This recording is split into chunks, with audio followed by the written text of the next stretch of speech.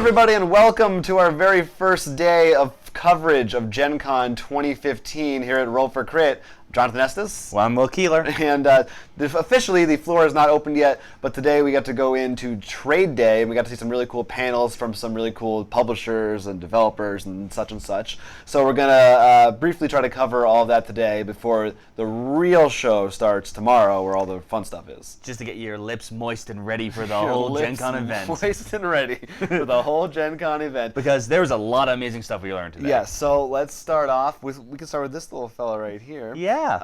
Paizo had a show all about Pathfinder. Yeah, if you don't know, they're the company that makes Pathfinder. It's real funny how that worked out that way. As well as the RPG and the card game. So they had a bunch. Now, we've never played the Pathfinder RPG. We're still working on the ones we have. We're just getting our feet wet. So this was actually pretty interesting to hear about their stuff. We can still mention some of it. They talked about some of the new books they have coming up. Occult adventure. So their new focus is all spiritual stuff. Spirit and psychic. It's something they've been wanting to do for a long time. The problem is it requires a whole thing to delve into. But they finally are releasing this whole new book. Includes 6 new classes, which is really cool.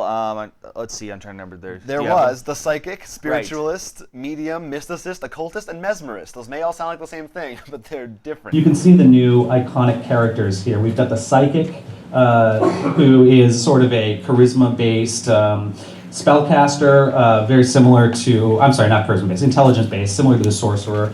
And that's just your basic psychic character. Next to her, we've got the spiritualist. The spiritualist has a incorporeal spirit that she calls as kind of like a companion creature.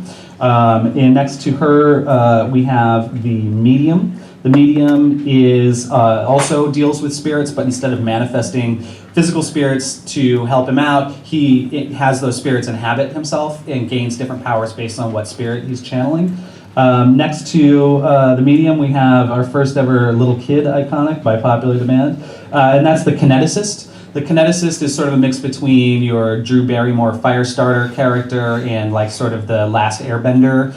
You have an element that you focus on, so you can focus on air, fire, water, earth, or ether, and you have lots of different abilities. So it's not a standard spellcaster. It's got spell effects that it can sort of manifest, and you can take different choices that allow you to reshape the. You can shoot a bolt of fire, you can shoot a burst of fire, you can shoot a jet of fire behind you as you fly. It's really innovative. It's probably the most out there Pathfinder class we've ever done in terms of just like pure original new territory design-wise, and it was by far the most popular class in the playtest in terms of people giving us feedback and in terms of excitement for the class.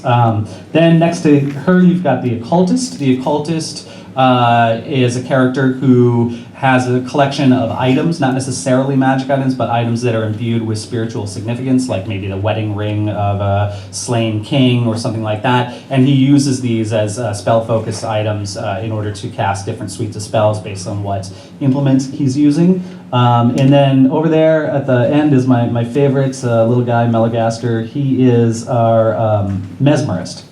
And so the mesmerist has powers that are similar in some ways to the bard, in that the bard sort of stands back and casts spells and does spell effects that buff up the rest of the party. The mesmerist has spells and spell effects that debuff the enemies. And so he's got a number of different gaze attacks, look deep into my eyes, that kind of a thing, and can really treat his enemies sort of like meat puppets. Well, we can quickly go through each one. The psychic which one was your favorite?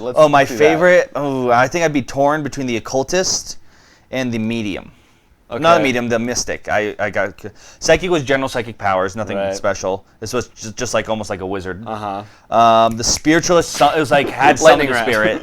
Medium summoned spirits in their body, get special powers. Mystic was pretty much like Avatar: Last Airbender sort of spirit, something else. Right. Occultist just used a lot of weird items like the wedding ring of a dead king and stuff, which sounds hilarious.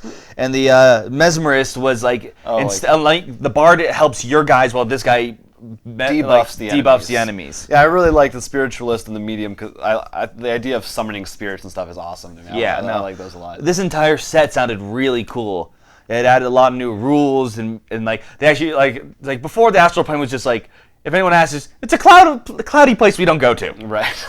But now they actually define that kind of stuff. They wrote more about the lore of like what that is, what happens to spirits after they die. They pull from a lot of different cultures. which actually connects to the bestiary. Bestiary. Bestiary, I always mix it up. I didn't know how to say it until today. Yeah, the bestiary number 5 that is releasing in November. And as they pointed out, how could you come up with more monsters? But they did. Oh, and did they? First off, they obviously, so like you said, they introduced psychic and spiritual, so a lot of things related to that. So like Grim Reaper, they said, whole group of dragons, I forget the call. Mythology-based stuff. Right. So centaurs. Right. I might have already had that. Well, mythology, but other mythology. But I know a crazy one that they said is 2 crazy aliens. ones. Aliens and Lovecraft inspired. Yeah. So like, but we elder actually gods. got to see aliens. Yeah. Which is amazing because it's like wait, we can fight aliens now? What the hell? Yeah, I think that's And awesome. Very important. Like they showed the common grade one was the mind probe. Remember, it's a mind probe. They were very clear minds, on that. Just minds, hearts and minds. I'll skip ahead to the adventure card game because they also showed just the box. I don't know if we know anything else for their next big set, which is Mummy's Mask. Well, what they did say it's going to take a while because they've heard a lot of complaints that they're releasing them at too high of a pace, which I can sort of see what's happening. Especially, I think, especially for the packs too, the smaller packs, they're going to start slowing down a little bit, which is considerate. But this is the next big one, and it looked really cool because Egyptian stuff. Egyptian mummies. I think it's cool. That's not till next year. Correct. 2016. And then there's finally a whole other book all about covering every single race that's coming out in September. It's an overview of every race in the game. So there's lots of stuff coming from them. Right. It goes in more detail about the cultures and subclasses. And don't forget, there's the adventure little books.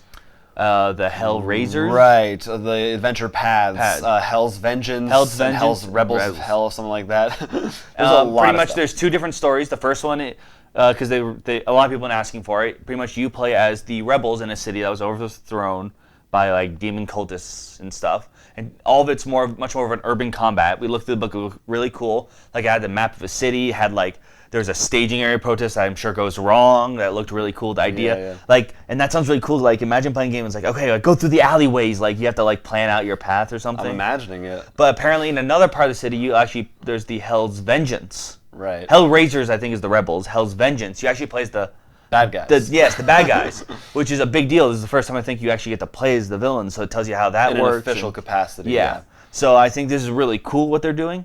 Oh wait, I forget which one of the. I think it's. We forgot about the Vengeance. I believe that's also in the racial occults. Was it?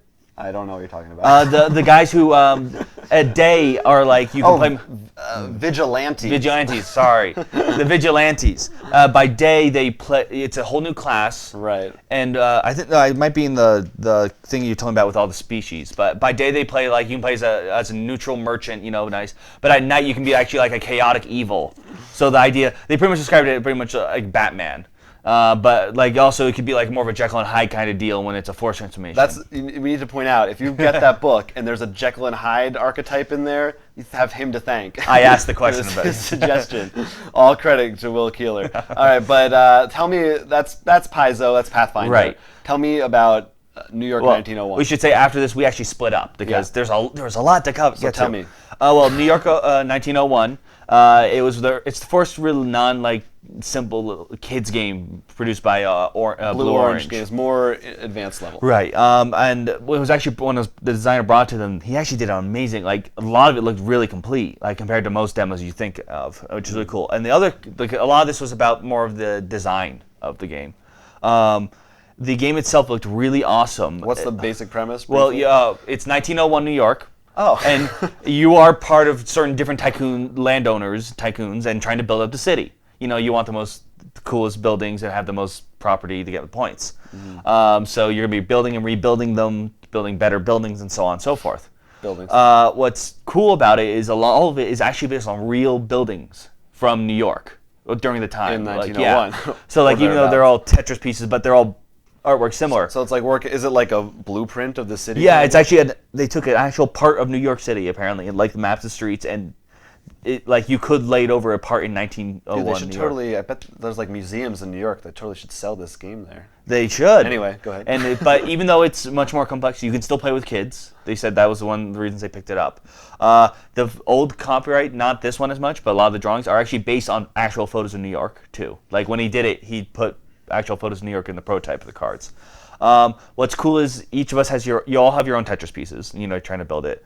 There's also a group of buildings, and they're the famous buildings. Everyone's got to that has a chance to try to build them first. There's only one, and it's like all the famous skyscrapers we know and love. If you pick it up here at Gen Con, I want to point out, you can get some bonus gold cards as well as a bonus building. So it's definitely something to check out. Well, hopefully tomorrow or later on, we'll actually have a chance to do a full demo of it, so we can talk more about it. And maybe even get a copy ourselves. Maybe. But I definitely think if you are interested anyway about like history and you like New York, this is definitely a game to look into. Yeah, that sounds cool. That's a sect of people that like that. We can move on from that to AEG. Yeah. Alderac Entertainment, who had a thing that you were not present at. No. And it was interesting because they didn't cover a lot of new ground.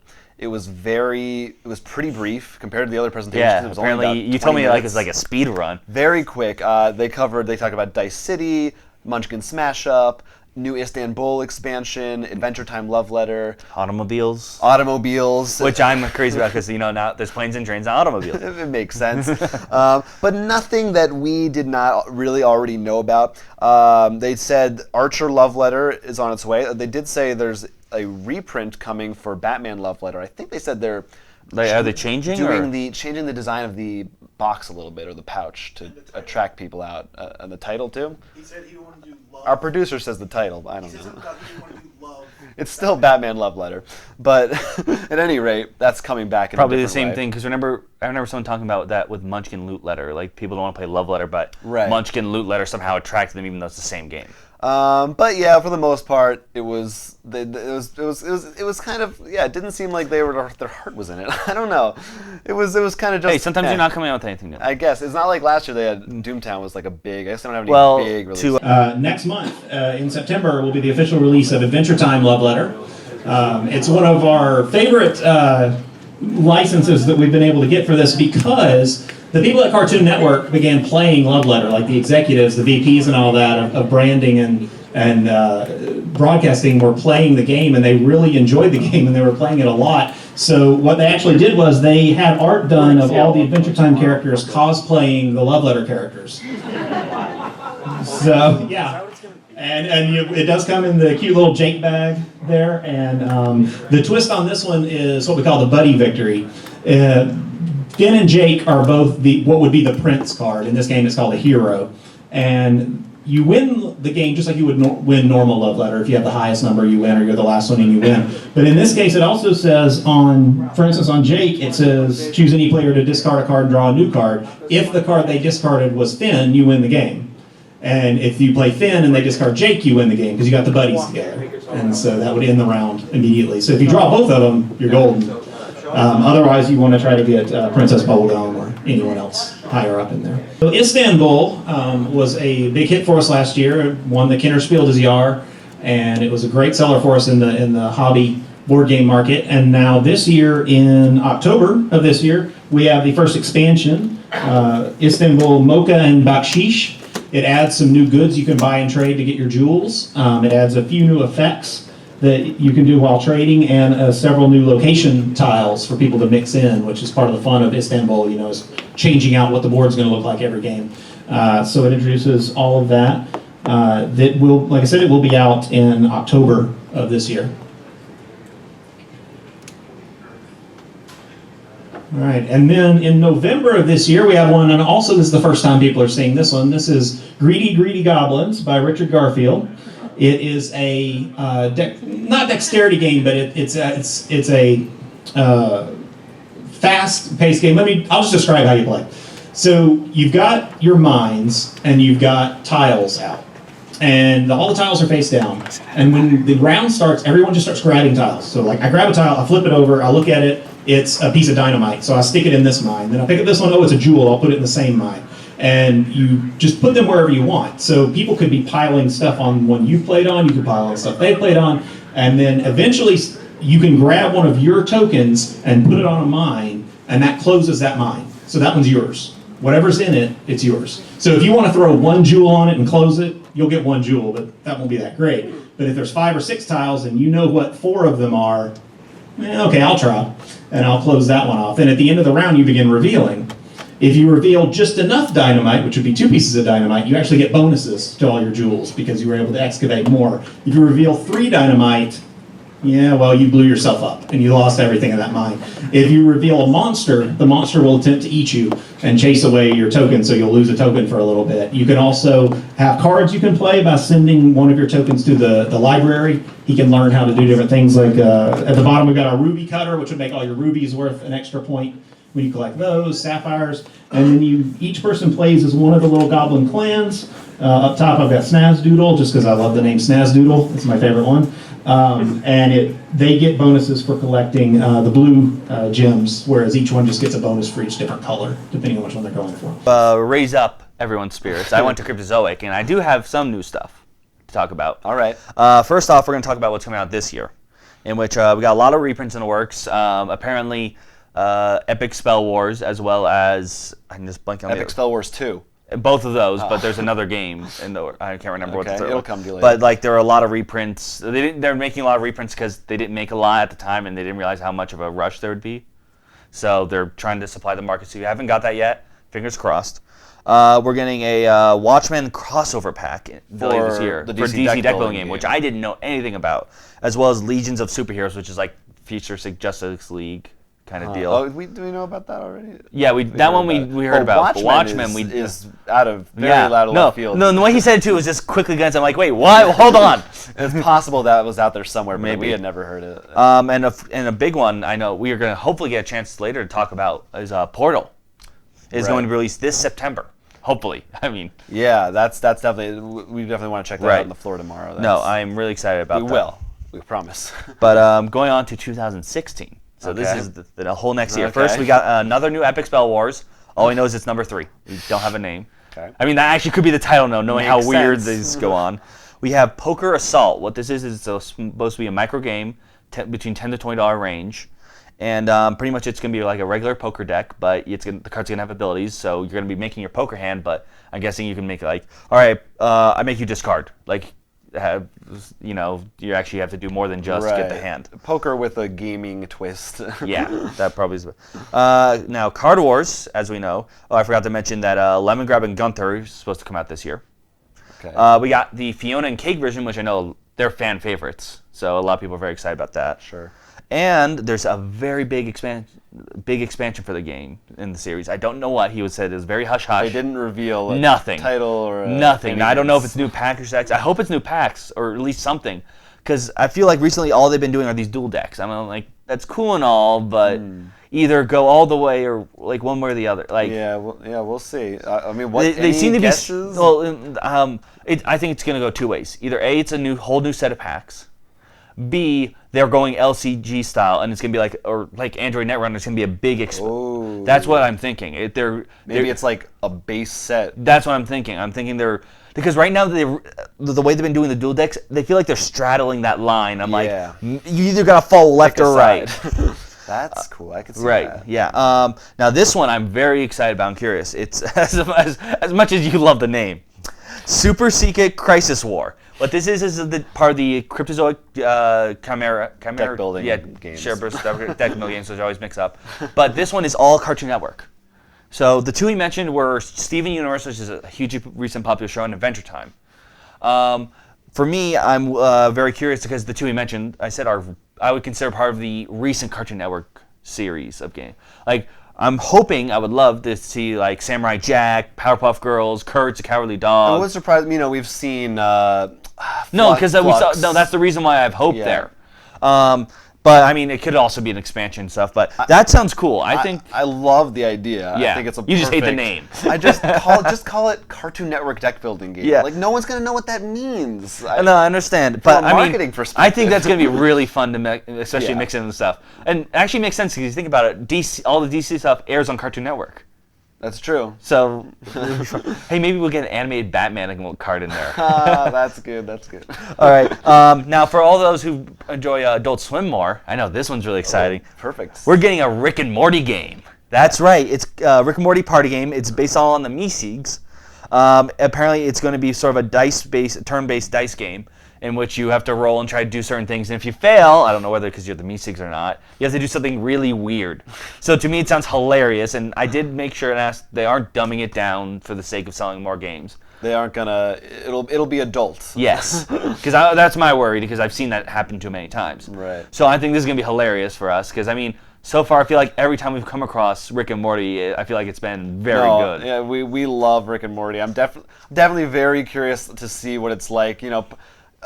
There's a chance it'll end up like, you know, I like Archer too, but like well, no, but what I'm saying is, yeah, we've seen Rick and Morty, like we've seen a little computer games, we've seen the like. No, that's true. What I'm saying is, they have a track record. That's true. So, so fingers crossed. Yeah. And I'm not even going to try to do an impersonation. Okay. That's your job. So now more on the DC deck building front. We got a new Crisis Pack. It's the Suicide Squad. What we know is, if you know the other Crisis Packs, it makes it 100% cooperative. But he said because they're villains, there's still going to be backstabbing. So I don't know if there's still going to be a score in this Crisis version. Interesting. That's a whole nother boat. Now we got a new crossover pack, which is villains based. This is besides the two I mentioned before. We don't know what villains, just it's going to be a villain one. But it's a crossover, so yeah, so it's those little ones. Doesn't that imply that it's not like from directly from mainline comics? That it's usually the little packs might be either like something that like an older thing, or something that wouldn't be in a full box, or maybe they forgot a little bit about. Like they could do the crossover that's just Joker and all Joker related things or something. I don't know. Crossover the Flash TV show. This is all 2016, by the way. And the Rivals 2. This one's interesting. Batman vs. Superman. Not based on the movie, but apparently this is what the first Rivals was supposed to be. Which was Batman vs. Joker. Yes, but DC didn't want that. But now that the movie's coming out, they're able to push it through. Right. I did ask whether they'd be willing to do other Rivals for outside of the DC universe, and they said, yeah, they're definitely looking into it. And then there's finally going to be a big box. All we know is it's going to be designed, instead of the usual everyone take the point, one winning person wins. Wait, sorry. You mean a new like Teen Titans, like the game. Forever Evil, yes. This one's designed to be 2v2. So it's going to be a team battle, which I already want to try. There's some variants in the other ones. Well, the evil one introduced one, in which it'd be two people are evil players, two people are good players. Right. Like I haven't had a chance to try that yet. Really every fun. time I have a group of people who want to play, it's always 3. Now we have the Attack on Titan board game. They actually have a demo there. They're going to have tomorrow. I'm going to hopefully get my chance to play that because it sounds really cool. No, we talked about it on the podcast a couple weeks ago. That sounds really cool. We're excited. They're a little worried because their last anime game, the Naruto deck building game, didn't do so well. I think this is going to be a hit because I think the problem with the Naruto one was just because it wasn't the fact it was anime. It was I think their mechanic was just not quite the right fit for it. Maybe. I mean, I applaud them. I applaud them for trying. Yeah. Attack on Titan, though, sounds amazing because you actually, the thing is, someone plays the Titan while the rest of the people, and you actually climb the Titan piece. Yeah. They showed a picture. We'll see it tomorrow. And it looks amazing. And then they announced they're going to be doing, we don't know what, there's going to be more involving Ghostbusters, The Walking Dead, and Lovecraft. So there's a lot. Yeah. They're taking their properties and going like full steam ahead. Yeah, that's good. But I think so. Cryptozoic had lots of stuff to talk about. But I think my favorite one was the one at the end. Well, right after Cryptozoic, in the same room was Upper Deck, which was kind of, they were a little bit late. It's kind of funny because they're very busy. You might have seen pictures already of their booth, which looks crazy. I saw a picture online. Oh no! Don't tell me. I'm waiting to see and just walk and just go. But. Once they finally showed up, it was kind of neat because there was and not only that, the person who showed up wasn't just anybody. Yeah, it was Mark Brenner, the representative kind of guy for the Legendary and Upper Decks gaming line. It was really not a formal presentation. There was just a Q&A session, which was nice. He sort of just came like, I know I'm late. Let's just Q&A. Let's go. Yeah, so we actually got a lot of people asking questions. We got some information never before. Never before. You probably heard if you were paying exclusive reveal. So let's see. Let's go down the list. Yeah. First of all, they talk about a lot about the Versus card game, which is being released here.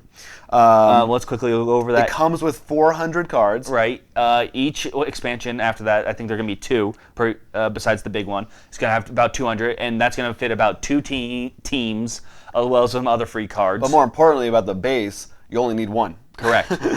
It has 4 copies of each card. Every card. And with each cycle is going to be from Gen Con to Gen Con, so like a year. So this year is Marvel. Next year will not be Marvel. The year after that will not be whatever year 2 is. So every year it's a completely different new property. And he pretty much said Alien Predator will be. We're going to see Alien and Predator. As well as other Fox properties. Which they have the Firefly license, so possible. So that's the first one comes out, the first expansion is in January. And they're going to do promos for it, they said. Let's see, what else do they talk about for Versus?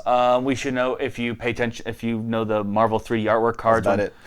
Yeah. Well, or they're doing their best. That was one of the ways, and they don't like, but they're going to do their best in such that a promo card in which is actually different will not be like a Gen Con exclusive kind of deal. Right. Like, which I like. I think that's fair. Like an alternate artwork version, like those might come along. But overall, it's going to be, if there's a promo, it's going to be in a way in which anyone has a chance to grab at it. Right, which is very gentlemanly of them. Speaking of which, he did say, because I can't remember if it was you or I asked, the promos like Howard the Duck that were... So we're officially moving on to Legendary. Yes. Will be available sometime in the future, which is very important, because to us, I was like, well then, we're good. These were, if you weren't aware, they were only available through packs, which was very one annoying. at a time. It's trading card packs, so we really want to have them for. So it's nice that he said that. So Legendary, what's coming out right now with Legendary? All right, well, Secret Wars is being released at Gen Con. Correction, Secret Wars Part 1. Yes, well, that's what we didn't know. It turns out Secret Wars Volume 2 is coming out in September or October. So there's a lot more cards. Because apparently it's a small. Because the problem is the Predator one is huge, and apparently Secret Wars was just as big, but he couldn't get a box to fit in it. Right. So instead of getting another small expansion, we're getting 2 big ones. Which I love. Are you kidding me? This is great. Now, what about all those cards? I know I made you a storage solution, but... Well, it turns out they do have in the works a storage solution for all your Legendary games. They're coming out with a box that will hold 1,500 sleeved cards. And mats. And he said they actually wanted it to have it out at Gen Con this week, but they had so much stuff already they just couldn't fit it. No, and this is really great news. By the way, the logo on it will just be the Legendary logo, so this will also fit your Predator or Alien. Speaking of which... Maybe not in the same box. Or maybe not, but I mean the idea within itself. You can use it for that. Speaking of which, Predator. It's big. 700 cards. It's real big. Do you remember Alien was what, maybe 500? I think 400 and something. I think. Yeah, this is real big. This is crazy. And what's really cool about this is if you played the Alien one, it's 100% cooperative. This one's the same, but there's another mode where you get to play as the Predators, which is 100% PvP. This is a big deal because I know they want to do tournaments, and this Alien's hard to do a tournament when it's 100% cooperative. Right. And if you want to play with Alien and Predator, there's actually going to be a conversion kit. I think it's about $10, and it'll give you Alien cards because the way the Predators work is they see everything, nothing's hidden. Pretty much, it's in order to make the 2 games really mesh together perfectly. I found that is interesting because it's the first time a Legendary set has needed something else to work with the other Legendary sets. I think that makes sense. I'm glad they're doing that because I feel like it's not like they took the Predator set, they were like, make sure it fits with the Alien. They did make sure they looked at Predator, make sure it was a Predator game. Then they went and made sure. True. I guess I'll have to really play Predator and see because that must mean it's pretty significantly different. Yeah. It's interesting to. And I mean that sounds really cool. The box is amazing. By the way, also if you're right, Alien Predator probably would take up an entire set of that Legendary box. Yeah. Oh, you forgot to mention, there will be promos in that box. Yes, in the big Legendary set, it's going to come with alternate artwork for. He pretty much strongly hinted that it would be for the masterminds from the base set. Right. So not here's, but still, it comes with something. He did also hint at the possibility of having alternate versions of the artworks of all the base set guys, and later on. It's something that he wants to do. Yeah. I don't know if we'll see it anytime soon. Well, the way he made it sound like it wouldn't be like a set that has the alternate artwork, more like they would be included as promo packs for things, which I think is a great idea, as long as they came together. Yeah. Like if you can get all the Spider-Man alternate artwork, for example, if you bought the small expansion. We'd buy them all. What? We'd buy them all. Yeah. No, I mean, even if it just came with an item. Like the problem with the packs was because they were random. Sure. Yeah. And that was my issue with it. It wasn't like a one-time. No. We like promos. We just want to know what we're getting. Yeah. We don't want to hunt for them. One final thing, real quick, from Upper Deck I want to mention is he announced a brand new IP, not based on an existing license. Well, we should mention before they love their licenses, but they've got new ones like what's the one? Bring Out Your Dead, which is their big right. original game now. Oh, we forgot to mention we also saw the Firefly game. Firefly Shiny. We'll talk about Firefly yeah. Dice later. But so the new game is called Pack of Lies, and the theme is fantasy mixed with noir. Right. So you got like dragons dressed as cops swinging their sticks and stuff. Yeah. So it's. I mean, that's just an incredible. No, I want that so bad. We know a little bit about it. It's something to do with your different organizations And trying to spread certain- rumors. yeah. But just the theme is enough. That's all I need to know. So I mean, hearing all that stuff was just amazing. Let's not remember you are credit for getting the information out about the storage box. That's not right. The storage box. Something else exclusive. No, it was the storage box. Was it storage box? Okay, it box. was the storage. We were there with the scoops. We were doing Yeah. it for you folks. We were scooping up the scoops. But So there's a lot. We don't want to go too long today. There's some demo games, but we will talk in depth about many games that are on the floor the rest of the week. Right. If you haven't already, please check out rollforcrit.com/GenCon15. You can find links to all our videos there, as well as our social media. If you haven't seen us, we've been tweeting away along with Neil and Ivan, who are here with us. You'll see them, pictures, photos, playing games, talking about games, Twitter, Facebook, etc. Instagram, but now Vine, we're on Periscope now. The whole shebang. So please check it out. And if you're here and you're watching this, say hi to us. Otherwise, let us know if there's something you are interested in. We will definitely try to check it out for you. But for now, I'm Will Keeler. I'm Jonathan Estes, and you've been watching Roll for Crit at Gen Con 2015.